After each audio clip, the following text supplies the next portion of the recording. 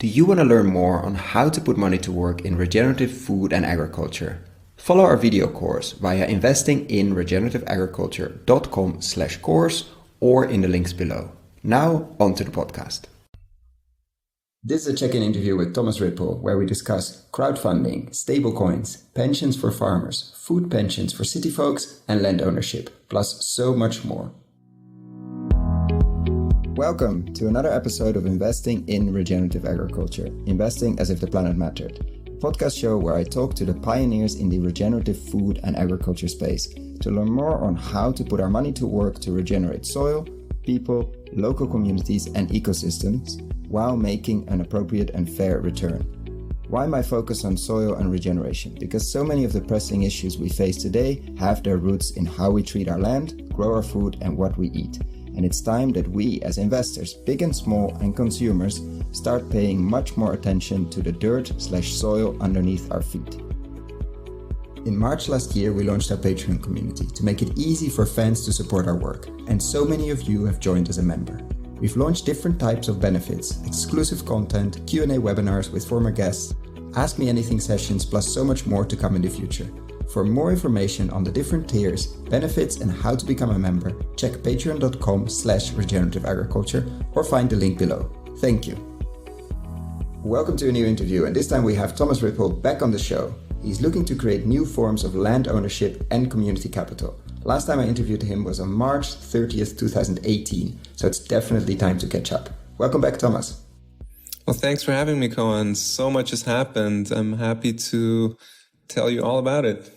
Yeah, let's unpack. What have you been up to? Last time we talked was on blockchain technology, stable coins, and big crowdfunding campaigns that you were, or actually campaign, singular, that you were doing for farmland stewardship organizations.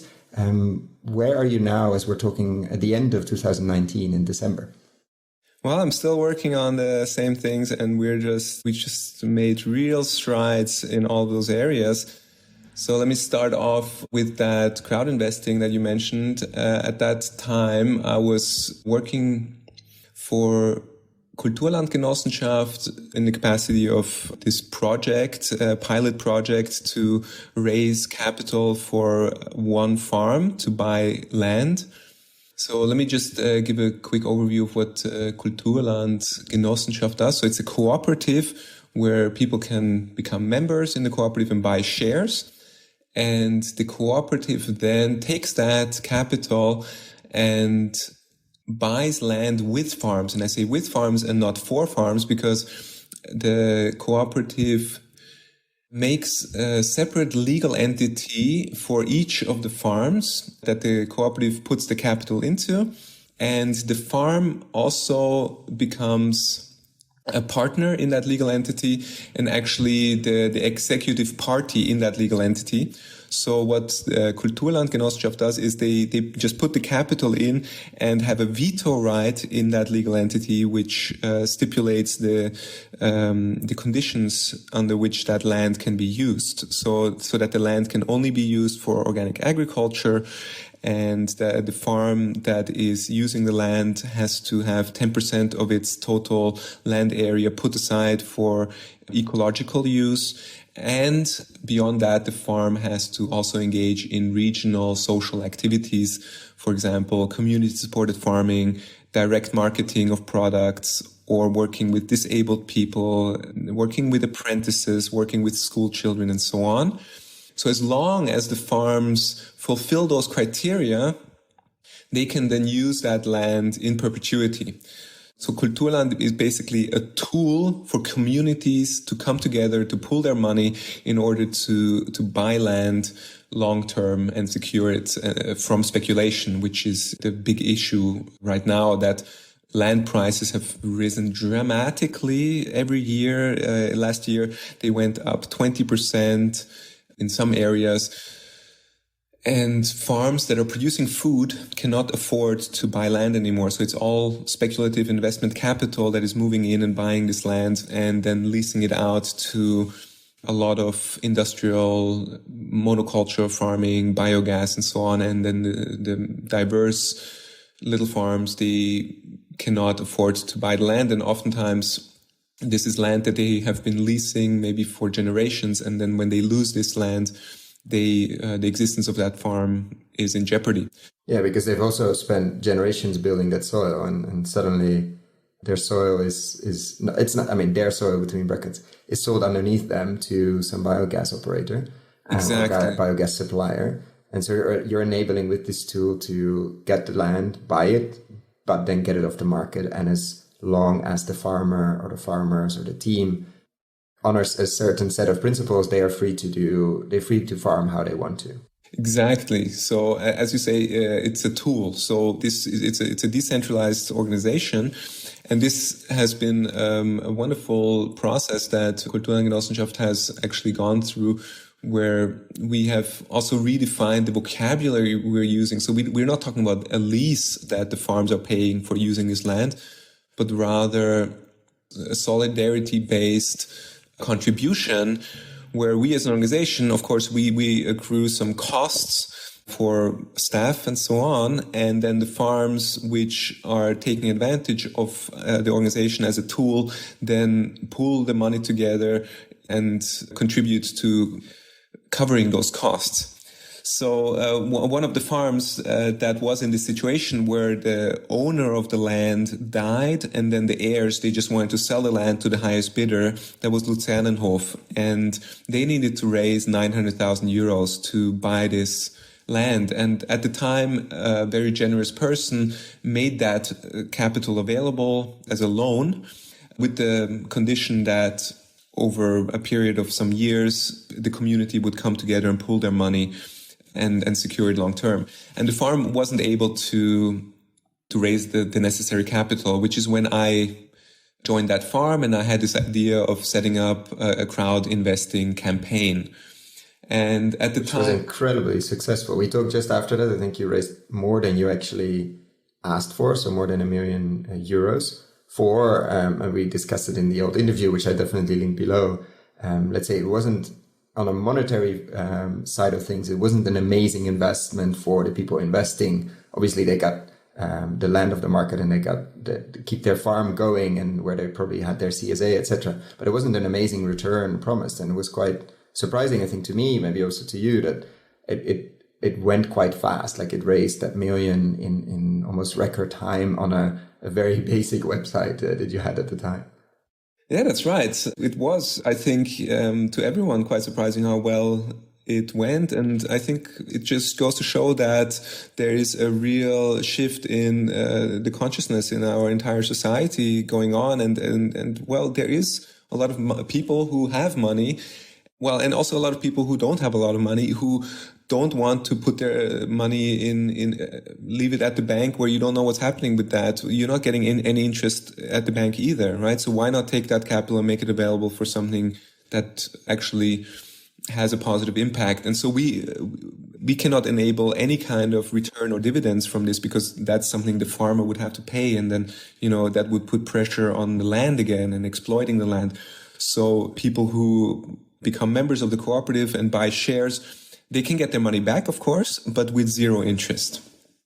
And yeah, so we managed to raise that €1 million, and we actually didn't use a crowd investing platform because they were charging something like 10% fee, and that would have been €100,000. So we decided to build our own little website, and it was really very basic. In the front end, it looked quite nice, but the back end was very, very basic.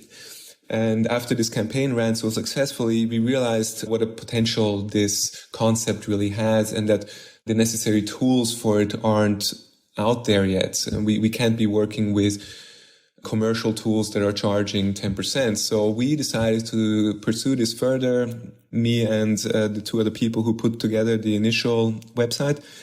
So I wrote a concept for this, and we asked for some funding, which we received. And we continued working on this, and have been working on this now for the past 2 years, and have now finished developing the software, which is quite extensive and is now the basis of the new Kulturland website, which really isn't a website, but rather a crowd investing portal now, where each farm has their own site, and you can buy shares directly and invest in these farms. And the back end is very extensive, that it manages all of the investments in accordance with financial regulatory requirements and data security requirements and so on. And so now any kind of eco-social project, be it social housing, where you also need to raise a lot of capital to buy real estate, be it purpose companies that need to raise capital to grow, they can now use this software to set up their own portal and to raise capital. And I saw even some farms, sorry to interrupt you, some farms that are raising for their solar projects as well. So they do a raise for the land, and they do a raise for some solar energy projects they want to develop on their land or on their roofs, maybe. That's right. So some of the farms, they're using this platform to also raise additional capital to invest in infrastructure on the farm. And on top of that, of course, to find new members for their CSA, which is very valuable. So the publicity work that we're doing with the farms, it's a very close cooperation where we then talk to the regional press, and our experience has been that the regional press is very receptive to these projects and very much wants to talk about it. And then the attention that these farms get, they can then also utilize to acquire new members for their CSA. So it really has a lot of value for the farms. So we have now 17 farms that we have bought land with, and we are currently raising capital for.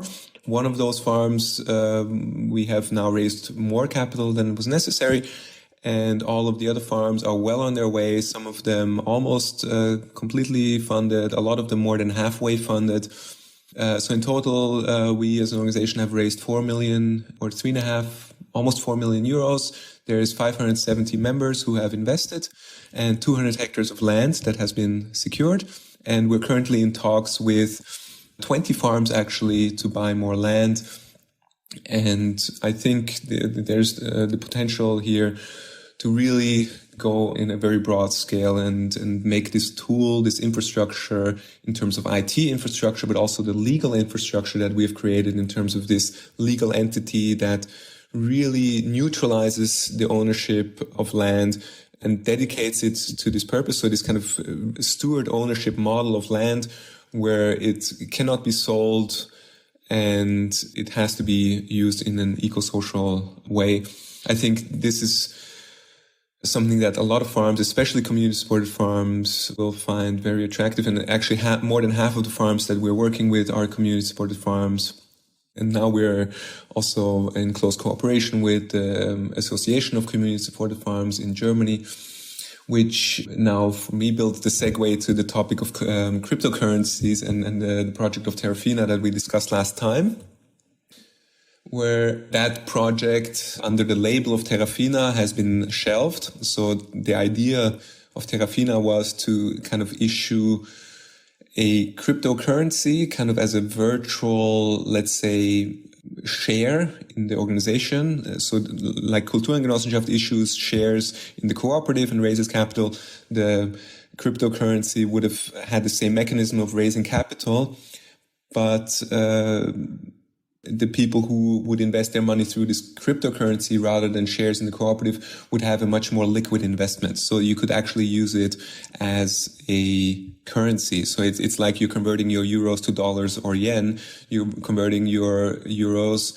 to land tokens and can then use it potentially to purchase at your CSA or to pass it on to the next investor very easily. So it's just a much more liquid and thus much more attractive form of investment, and also because it's land backed, so it's backed by real value.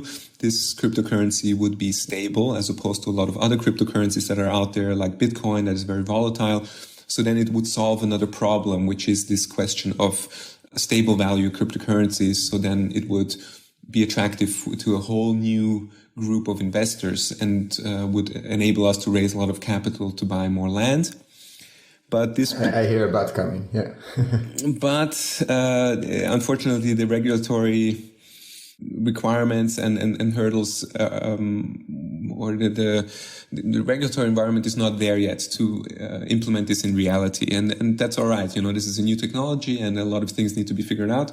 So the concept has been figured out with a lot of experts from the distributed ledger technology space, from people from the University of Zurich, from Hochschule Rapperswil, experts in community currencies and commons experts and so on. We had a round table and got together and really figured this out, how it should work.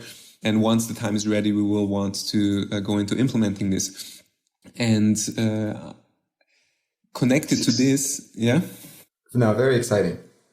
Interesting. I mean, it's the timing and obviously as it is touching currency, it needs to be done right, because otherwise you get yourself either in a lot of trouble or actually in jail. So it definitely needs the right timing. But we're so early in the crypto movement that it will come. It's just very difficult to predict when. Yeah, I think it's a question of time, and it's a question of social acceptance. We saw this with Facebook's Libra, the kind of pushback they were getting. And so this, I think that's good, because what they were looking at doing was very questionable, to say the least. So we need. They did get it on a lot of headlines. I mean, that's and there's always I see that with some soil carbon projects that sound way too good to be true, but at the same time they get it on CNBC, or there people that normally would never talk about it, at least would talk about it. But yeah, you would wish they would be a bit more informed, but you're not going to stop that. So I'm sort of happy with the attention, but then the backslash obviously is a loss of trust and people putting it in a corner and say, of course it's never going to work, etc., both on the crypto side of Libra and soil carbon. Yeah. But yeah, the attention is, I think, good, as we're still in such a small echo chamber, especially on the soil carbon side. Yeah. Well, I think it's unavoidable that whatever innovation happens, and Bitcoin or blockchain came from a very idealistic space, and then it, of course, commercial players want to move in and maximize their profit from that. So this is, I think, this initiative that we came up with is something that can really make good use of the technology.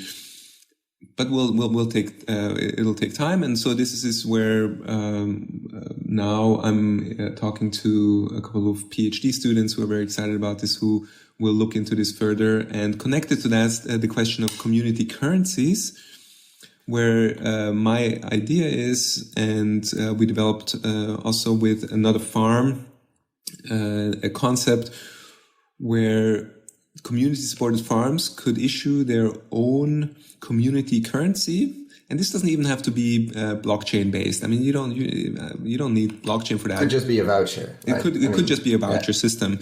So you issue this crypto or this community currency maybe at the end of the year for the budget of next year. So let's say the farm has a budget. Let's say now, basically, where we are running a farm and we need to pay a lot of costs up front, and we do a budget. And then we could actually issue our Thomas and Koen farm vouchers at just before Christmas. I think it's a good time to do that. That's right. And then the members of that cooperative or community-supported farm could then purchase those tokens, so that the farm has the money secure for next year. So that's the principle of community-supported farming, that the farm is not selling its products, but rather has its production costs covered. And then at the same time, the people who are purchasing those tokens, they can then use that throughout the year to acquire the produce from the farm directly. And then you can create an internal supply and demand economy, which is completely separate from the bigger food supply dynamics. So it creates just an internal economy where the price of the produce would vary depending on how well the farm produced that produce, depending on the year. Some products, some crops will grow better than expected, and some will grow worse than expected. And the demand of the members will also vary throughout the year. So then the price of the produce can adjust dynamically so that you have really the best aspects of community-supported farming, where the farm has the security to produce, and at the same time, the members of the CSA are not stuck with a fixed basket of goods every week, but rather have the complete freedom to buy the products from the farm that they want. So that would work, basically. I would get now I'm not a farmer anymore with you, but you're the farmer and I'm the partner in this, and I would buy, 1,000 vouchers at the beginning of the year. And as the first crops come in spring, and I really want some of the lettuce, etc., and like an internal sort of auction system or something would basically determine the price, and I would use some of those vouchers, but of course try to keep some of them for the potatoes later in the year, and some of the fruit, and maybe some of the animal protein, and try not to run out of my vouchers, because then I have a problem in October when the last things come off the land. Right. So you mentioned auction. Yeah. So it would be basically a dynamic auction system. And there are some questions, we still need to figure out. Maybe the farm would only issue 70% of its tokens at the beginning of the year, and then 30% are in reserve for members who want to buy additional tokens because maybe, they used all of the tokens in September, and they want to keep getting the produce. So these are some questions that will be figured out in the next few years with the studies that we'll be doing with PhD students. And since you already mentioned auctions, the idea would be that the tokens are not sold to a fixed exchange rate, but rather in an auction system where people who can afford to pay a higher exchange rate, and people who cannot afford to pay a lower exchange rate. And then each farm can decide on its own how they want to really manage this. But from experience, I can tell you from Luzernenhof, where they have been doing this actually, it works out quite well. And the range is, if you want to look at it in terms of an exchange rate, some people pay only something like 60% of the average sum. So if the average exchange rate token to euro would be 1-to-1, then some people only pay 60 cents for the token. And some people pay up to, I just checked, they pay up to twice, right? So they pay actually 2 euros per token. Which is huge. The difference, that enables 2.5 other people to pay 60 or 0.6 or up to the euro. So there is a solidarity within the community as well, right? So there's solidarity towards the farm in that having the tokens sold at the beginning of the year secures the farm its production for the entire year. And at the same time, within the community, the members, they are considerate towards each other, that not everyone has the same purchasing power. And at the same time, you still have the complete freedom of demand and supply dynamics. So I think... And is that public in a sense that can I see, or can other people see when I will be, let's say, the 2x, the twice amount, or how does that work? In this case, it's one example, obviously, but how did they organize that? Is that a public list, or is that a private donation I'm basically making to the system? It's a public list that is semi-anonymized. So each person. So the way it works is they don't have the IT infrastructure to have a completely dynamic price supply and demand system, but they record how much produce you basically consumed throughout the year in terms of a share of the total production, which is quantified in these tokens. And then at the end of the year, you basically get a feedback saying, well, your share of the produce that you consumed maybe was 1% of the total. And then there's 200 members. And then everyone can see how much each member paid in the past year effectively in terms of how many tokens they purchased, so to say, and then how much produce they actually took. So let's say you can see the gap, yeah. So you can see the gap, not, yeah.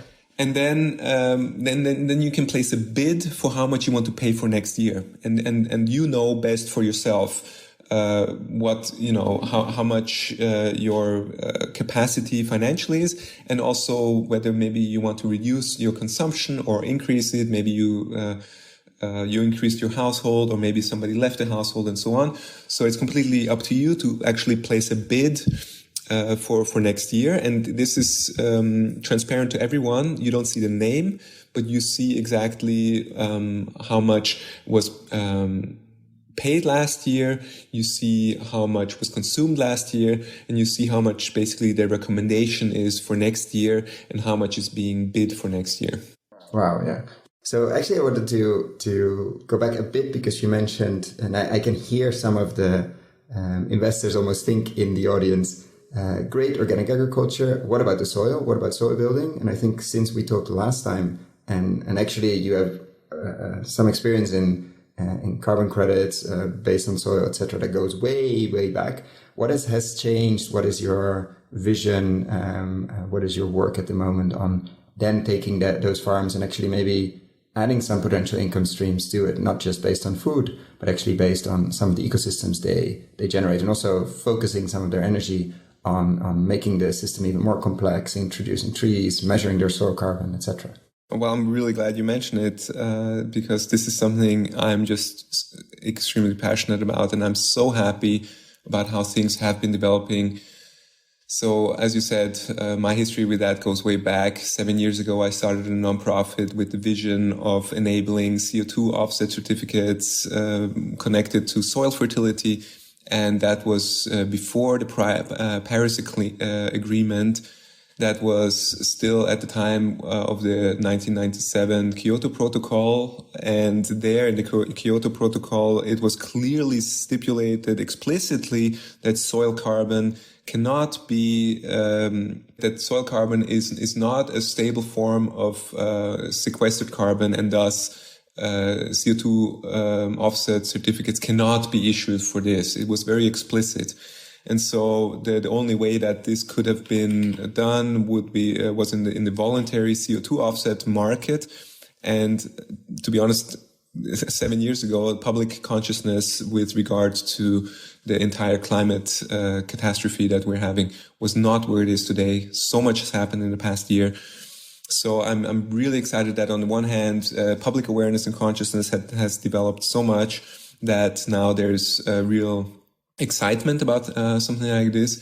And at the same time, with the Paris Agreement, with the 4 over 1,000 initiative, where they were saying that we could sequester a lot of carbon through soil fertility by building up the humus content of soil by 4,000s or 4 over thousands per year.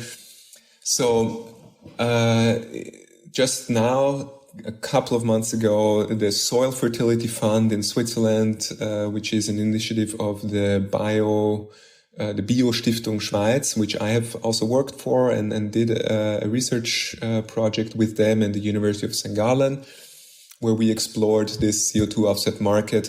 They have now made a groundbreaking partnership with MyClimate in Switzerland, which is the most established and respected player in the voluntary CO2 offset market. And also globally speaking, I would say the most respected institution, or maybe one of the most. And they have now made a partnership where people can actually purchase CO2 offset certificates through MyClimate, and that money goes to those farms that the Soil Fertility Fund is working with. And that money goes to implementing measures such as composting, better crop rotation, to have soil coverage throughout the year, to plant trees and hedges, and so on. And this is going to be monitored on a yearly basis and in terms of soil fertility over a long period of time. So I'm really, really excited about this. And next year we will, or I'm currently in talks with them and exploring a partnership. And I want to include all of our farms in this and enable them to receive money for the good work that they're doing with building up soil fertility and planting trees and hedges and so on. Again, extremely exciting. I think we're in a completely different space, especially 7 years ago, but also a year and a half. With some announcements, a lot of attention for soil carbon, what we were discussing before, and actually also some more ways to measure and make some of these certificates and make sure it actually delivers what it promises.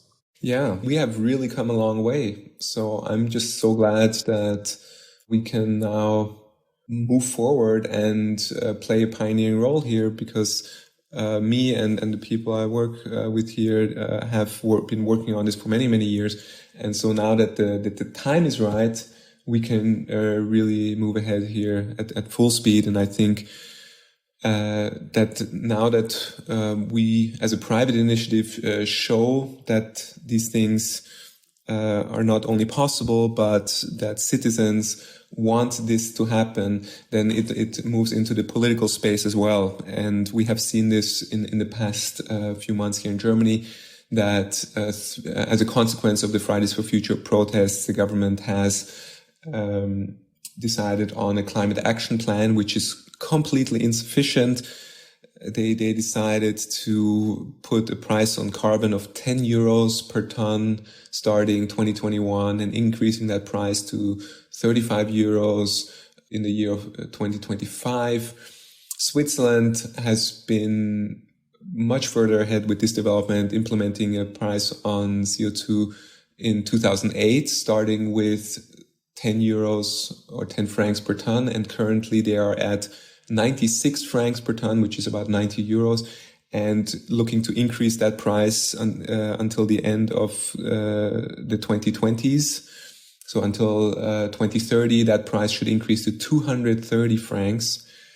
And that is actually the price that is needed. That is the price that scientists have established is necessary to give carbon a fair price in order to tax the output of CO2 on the one hand, and on the other hand, to generate the necessary capital to invest in carbon sequestration projects in order to really get to carbon neutral and maybe even carbon negative by 2050, which is where we need to be. We globally need to reduce our CO2 emissions by half in the next 10 years and go to net zero by 2050.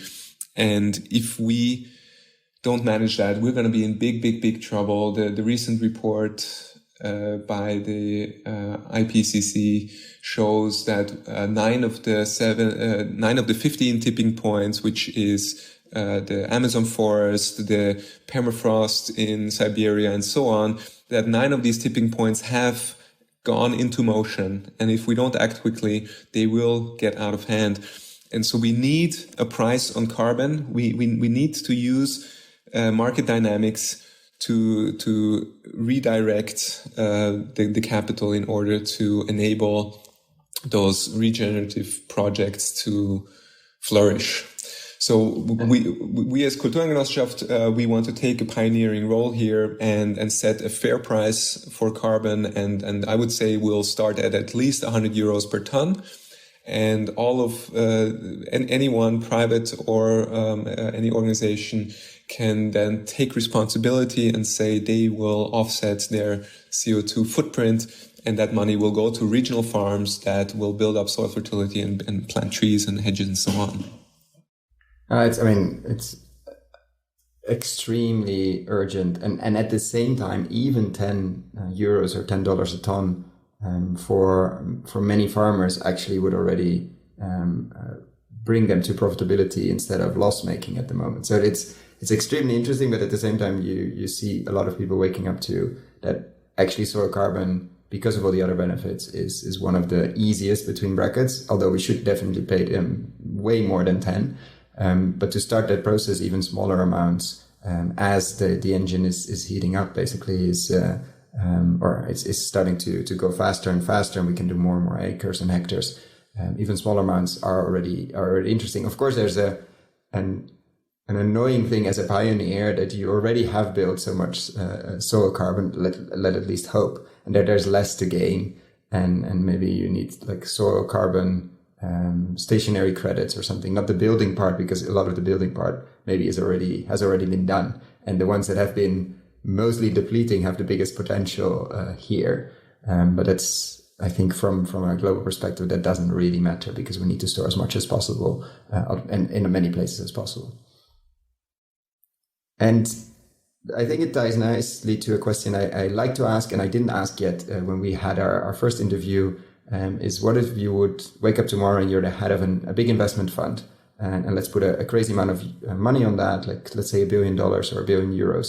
And I'm asking those questions because I see that the interest in the space is growing a lot, and I think we're going to see a large influx, or at least a potential influx of money that's going to try to get into the space.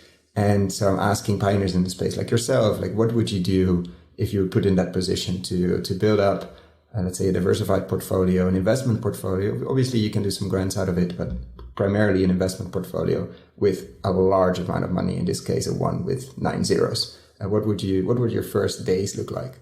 Well, I think what I would do with that money is to make that available for land purchases in this steward ownership model, so that any farm that is willing to purchase land and put it into this steward ownership model can come to the fund and will have all the capital necessary, but really only to use that as buffer capital, so that we can act quickly and make sure no more land has to go into speculative hands, and in parallel do a lot of lobbying work to make sure that laws are being implemented, or rather enforced, because there is already laws in Germany that they are not being enforced properly to stop speculative investment capital from purchasing agricultural land. But as long as politics is moving slowly in getting a handle of this, to make that money available to buy all of the land that is entering the market and securing it long term, and just to have sufficient capital. And to put this into perspective, in Germany currently we have 16 million hectares of land, of agricultural land, with an average value currently at current market prices of about 30,000 euros. So we're talking about 500 billion euros of total value of agricultural land, which is not that much money if you think about it. That is a little bit more than 10% of the GDP of Germany. And with $1 billion, because obviously not all of that is on the market and will come on the market. We'll get to a way that a lot of that is going to come on the market through retirements. But so with $1 billion, you probably have a nice starting point to, like you said, move quickly. Yes. While the rest while you're doing your crowdfunding to then buy back from the fund, and the fund has the money back to do the next and the next and the next and the next farm. That's right.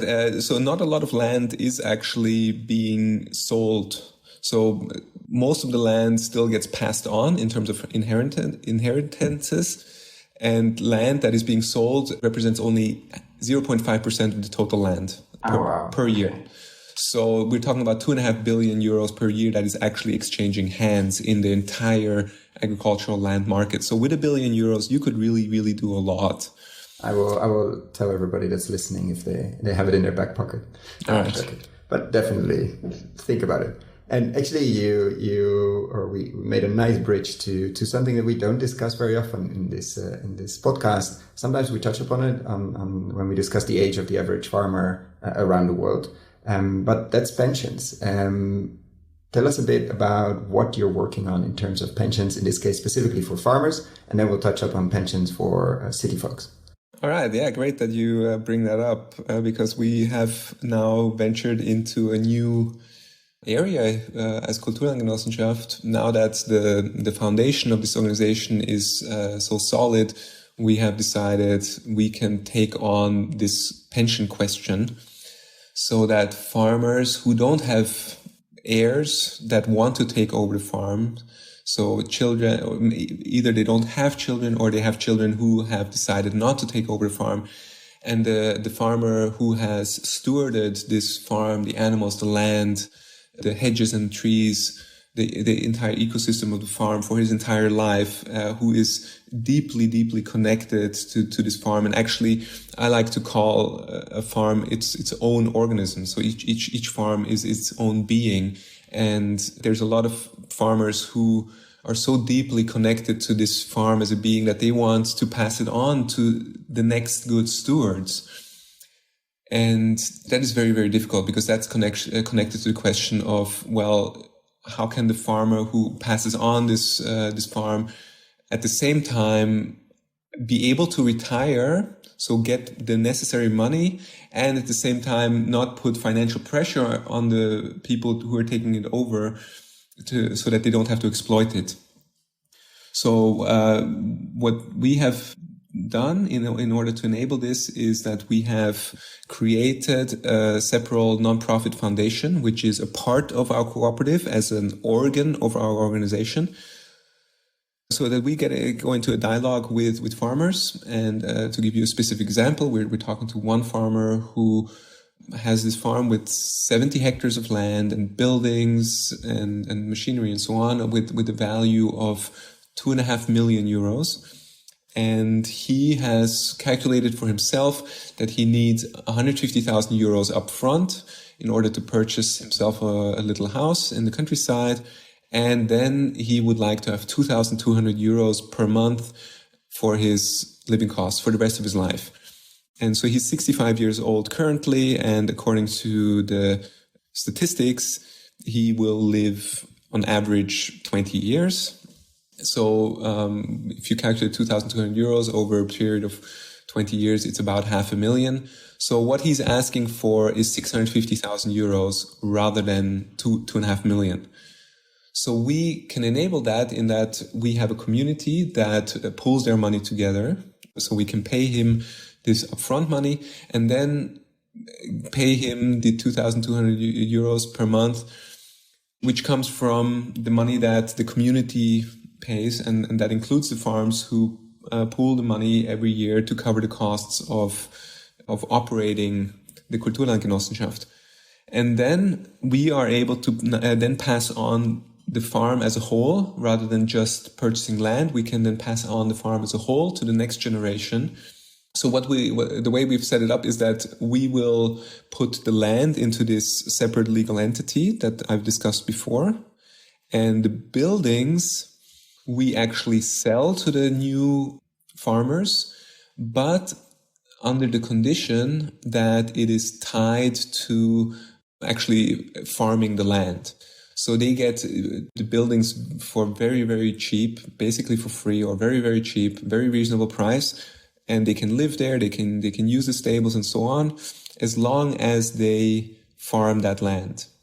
So they can't say, okay, so next year we stop farming, we got these wonderful buildings here, and now we're just gonna lease out these buildings and generate revenue for ourselves, right? They can't do that. And did you find the farmers or the team, like the next generation, how did you find them? Did you already find them? And if so, how did you find a team that is willing or is interested to take over this 70-hectare organism? Acres, sorry. Yeah, hectares actually. Yeah, and that's a big challenge. And I've talked to the people at Terre des Liens in France. They've been doing this now for a few years, and they also say this is a big challenge. So it's just going to take human resource on our end, and there's a biodynamic education that produces, so to say, 60 young farmers every year. And so I'll go there to talk to them. I'm actually a teacher at the biodynamic education in Switzerland, where I teach them about marketing and organizational structures. And there I get to know all of these aspiring farmers. And then, a big issue actually for a lot of them is that they really, really want to do farming, but they can't afford to buy a farm. Yeah, no, we discussed it you had that issue when you finished the 4-year training as a biodynamic farmer, that you couldn't buy land in Switzerland. So we discussed it in the last interview, and I don't think much has changed in that respect, unfortunately. It would be interesting, but of course, as the nonprofit and as also for the farmer or then the retired farmer, it's going to be key to find the right team. Yes. Just as it's key to find the right team to take over a family business, just as it's key to find the right team in this case to farm it rightly, but also professionally, because it's 70 hectares. That's not small. That's not small. It's an enterprise. Very interesting. And then in terms of pension for city folks? What are you? I mean, this is more on the thinking side and the planning side, but what are you thinking there? Well, actually, we have implemented a pilot project with one of our farms here. So it's not just in the thinking stage. We've developed this over the past 3 years with one of the farms where private persons can take a part of their retirement fund and actually, we're not there yet with taking part of the retirement fund. That is the next step because retirement funds are locked capital. But to take a part of their liquid capital that is not locked into a pension fund, but they consider part of their retirement money. So to take that and to make that available for land purchase and then get a monthly payment. So that's what we have developed with one of the farms. And we want to develop this much further in that we go into a much broader scale. Sorry to interrupt, the payment, is that in food or in money? Currently that is in money. So it's just in monetary terms. It's only defined in monetary terms. And the next step in this concept is to not define that in a fixed monetary sense with euros, but rather to define a food basket, a basket of goods, and then to guarantee the person who makes that capital available that they will receive that basket of goods for the rest of their life, either in direct goods from one of the CSAs as a membership for the rest of their life, or they get paid out the monetary equivalent, whatever that may be, even in 20 or 30 years when the euro might not exist anymore, or who knows. I mean, we all really don't know. Just a few years ago, the entire euro project was on the verge of collapsing. We don't know what's going to happen in 20 years. And so if we define these things in euro terms, that's a big point of insecurity. So if we say, well, it's, let's say, 3 kilos of grains plus 4 kilos of potatoes and milk products and this and that, and this is a basket of goods that has a value, then we can guarantee that because the value that we have is that all our capital is in land and agriculture directly, so that we actually have basically our internal economics and we can guarantee that the people who are making the capital available now to buy the land will then actually receive as a return the produce that comes out of that land. And do you get it when you reach pension age, or do you get it, let's say, immediately, and thus making it also accessible for let's say younger folks? I see 3 avenues here. So the one would be that you are already in pension age currently, you have capital and you make some of that capital available, we'll calculate the sum necessary, and then you'll receive the food for the rest of your life. The other avenue would be that you are currently under pension age and then you save a monthly amount until you reach pension age. And then when you reach pension age, you will receive the food or equivalent. Or why not, if you have that kind of money available, then you could, even if you haven't reached pension age, make that money, that capital available to purchase the land, and then you'll receive the food until the rest of your life. Which is a great thing as well. And it sounds extremely interesting. I think we've had a lot of discussions around food as pension but very few experiments, unfortunately. But it seems like also there the timing has come to look at pensions very differently and look at what you actually need. And of course, nutrient-dense food is high on that list, especially as you're getting older. Yeah, I think most people are not quite aware that 80% of global investment capital comes from retirement and insurance funds. So, and retirement really is an insurance, right?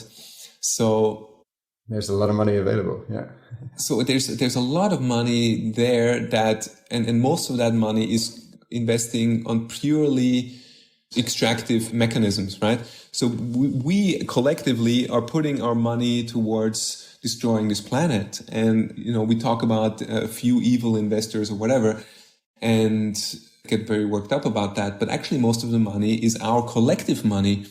And we don't really have any democratic mechanisms in place to opt out of that in a good way. And in fact, I know from Switzerland that that pension funds have to, by law, generate certain returns. I think they've reduced it now, and currently it's 1.5%. I think it used to be much higher. But just think about that. So, if they want to invest in something regenerative and sustainable that is not offering returns, then at the same time they have to invest in somewhere where the returns are higher and probably more extractive. So it's illegal for a pension fund to invest non-extractively.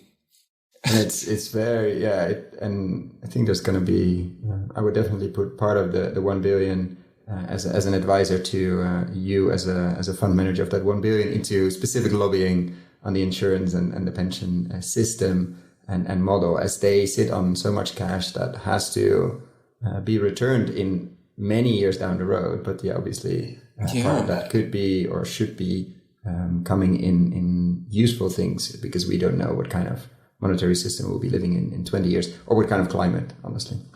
Yeah, so I believe that in pensions should be, I don't know the English term for this, a direct payment from the young to the old generation. So that it's not this kind of I'm saving money, which is then working for me, money is working for me, but rather, you pay a fair amount now, as long as you're working, as maybe a percentage of your income, which is paying people who are in retirement now, right? And then it's a direct payment from the young to the old, rather than this system where you have this idea of the money actually generating returns, because it's very much based on extractive mechanisms, especially in developing countries. A lot of our retirement money is going into developing countries and exploiting people over there. In some places, it's very much a continuation of a feudal system or a slave economy, really, where people are trapped and have to work in very, very exploitative systems in order to enable our older generation here to have a comfortable retirement. And there's something fundamentally wrong with this. We need to completely rethink retirement money here. And so if we set something up that, in my view, is fair, then let's have a system where you can make your capital available for something that makes ecological and social sense. And then the money that you get out in order to sustain yourself, well, that needs to come in from the younger generation. Yeah, I think we're gonna have a lot of discussions on the pension system, as they're not generating the returns they need to by law, and they're starting to look around, and they starting to look differently at returns, which I think is a fundamental discussion we need to have. I want to thank you so much, Thomas, for this check-in interview. Fascinating and exciting as ever, and I definitely plan not to wait another year and a half, or more than a year and a half actually, but to do one a bit earlier, to see where all the projects have by then developed into. Well, thank you so much. It's been such a pleasure talking to you. I'm so excited that your podcast has been taking off and being listened to by so many people. I love listening to it. You really have some of the most exciting people in the space of regenerative agriculture and finance on your podcast. I think your podcast is the place to go if you want to get to know this space. And I've been recommending it to everyone. So thank you so much for having me again. Thank you so much, and thank you for the kind words. I think everyone that made it until this end, we're about 50 plus minutes in, probably agrees with you, because they're the hardcore fans. So to them, thank you so much for listening, and see you next time. Take care. If you found the Investing in Regenerative Agriculture and Food podcast valuable, there are a few simple ways you can use to support it. Number 1, rate and review the podcast on your podcast app. That's the best way for other listeners to find the podcast, and it only takes a few seconds. Number 2, share this podcast on social media or email it to your friends and colleagues. Number 3, if this podcast has been of value to you, and if you have the means, please join my Patreon community to help grow this platform and allow me to take it further. You can find all the details on patreon.com/regenerativeagriculture or in the description below. Thank you so much, and see you at the next podcast.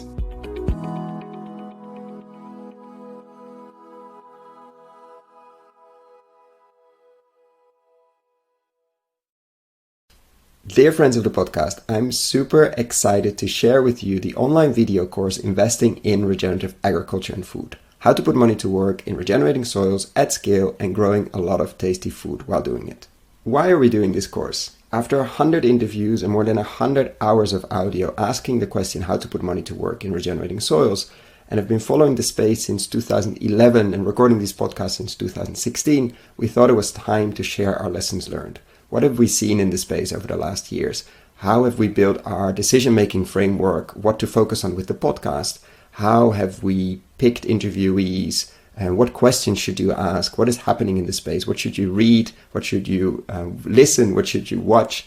How to approach this space? For whom is this course? You, the soil builders and investors in this space. The soil builders, people working in this space, entrepreneurial farmers, fund managers, vehicle builders, crowd investing, platform builders, agtech companies, farm-to-gut food companies, permaculture, key line designers, holistic management consultants, etc., etc. People that are building soil at scale. And the investors who are putting their own money to work through their family office or as private individuals, or people who are putting other people's money to work through foundations, institutional capital, banks, insurance companies, etc. Is this course free? No. This is pay what you think it's worth. Meaning, I have no way of knowing what this course will be worth to you. And I'm very aware that among the listeners of this podcast, we have people with very different means. So I'm inviting you, if this course is creating value to you, and if you have the means, to consider paying what you think it's worth. Thank you.